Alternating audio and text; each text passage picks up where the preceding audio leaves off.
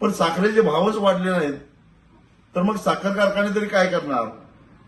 आणि त्यामुळे आज परिस्थिती अशी आहे की देशामध्ये जवळपास 12,000 कोटी रुपयाची ऊस उत्पादक शेतकऱ्यांची देणी थकलेली आहे. राज्यामध्ये 3,000 कोटीच्या आसपास देणी थकलेली आहे. याला जबाबदार कोण?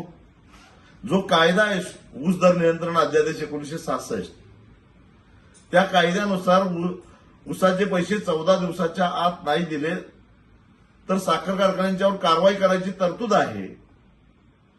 त्यांना सरकारी थकबाकीदार समजून जप्तीची प्रक्रिया सुरू करण्याची तरतूद आहे. पण अंमलबजावणी कुठं आहे? कारण 80% साखर कारखानदार आज भाजप आणि त्यांच्या मित्र पक्षामध्ये आहेत. कोण काय कारवाई करणार?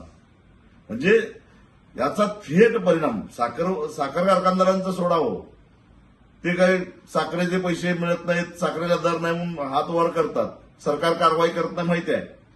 त्याचा थेट फटका बसतो तो ऊस उत्पादक शेतकऱ्यांच्यावर. एका बाजूला रासायनिक खताचे दर आकाशाला भिडलेले आहेत. आमचे पंतप्रधान शेतकऱ्यांना सांगतात की रासायनिक खताचा वापर कमी करा. दुसऱ्या बाजूला साखर कारखानदार पैसे द्यायला तयार नाहीत. शेतकऱ्यांनी काय करायचं?